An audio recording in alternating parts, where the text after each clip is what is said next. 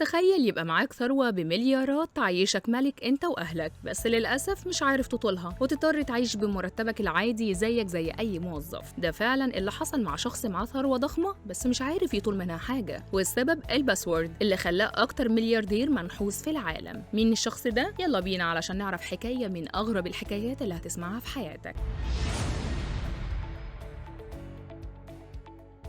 راجل ألماني اسمه ستيفن توماس. الراجل ده هو اللي بيتقال عليه إنه أكتر واحد حظه وحش في العالم كله. ستيفن مبرمج ومصمم فيديوهات على الإنترنت، يعني شغله كله مرتبط بالكمبيوتر والتكنولوجيا، والمفروض إنه يكون عايش حياة المليونيرات والمليارديرات لأنه عنده حاجة قيمتها تقارب 155 مليون دولار، بس المشكلة الكبيرة إنه مش قادر يستخدمها ولا يلمس منها مليم. يا ترى ليه؟ الحكاية بدأت سنة 2011 وقت ما عملة البيتكوين كانت لسه حاجة جديدة خالص وسعرها مش بيتعدى ال1 أو 2 دولار. ساعتها ستيفن عمل شغل برمجة وفيديوهات دعائية عن العملة دي وأخد أجره 7200 بيتكوين، لكن وقتها ما خدش الموضوع بجدية وقال خلاص أخليها على جنب. عدت السنين وسعر البيتكوين بدأ يعلى واحدة واحدة لحد ما بقى بالملايين. ستيفن وقتها فكر يبيع اللي معاه، وهنا كانت المفاجأة لما جه يفتح الحساب لقى إنه ناسي الباسورد. الحساب متخزن في جهاز مشفر وده بيديله 10 محاولات بس علشان يدخل الباسورد. جرب 8 وفشل وما تبقالوش غير محاولتين، ولو غلط فيهم الحساب هيتقفل للأبد والفلوس هتتبخر.